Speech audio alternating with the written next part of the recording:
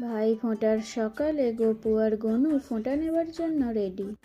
ভাইয়ের কপালে দিলাম ফোঁটা, জমায়ের দুয়ারে পড়লো কাঁটাটা, বোন আগে জমকে ফোঁটা, আমি দিই আমার ভাইকে ফোঁটা। এটা গনুর ফোঁটার তৃতীয় বছর, গপুর প্রথম বছর। এরপর কাজিনদের মধ্যে ভাই ফোঁটা সম্পন্ন হলো।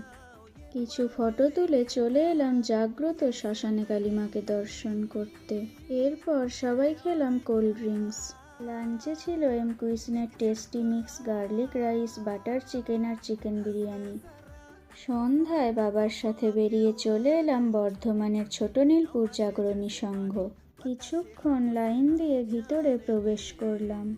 থিমের নাম দ্বিমুখী বৌদ্ধ। এখানে কালীমায়ের সাথে নটরাজও বিরাজমান। প্যান্ডেলের কারুকার্য ছিল নিখুঁত সুন্দর। এটা ছিল সন্ধ্যার আউটফিট। একাই শ্যামলালের প্রতিমাগুলি দেখে খেলাম টেস্টি ডিমের চপ।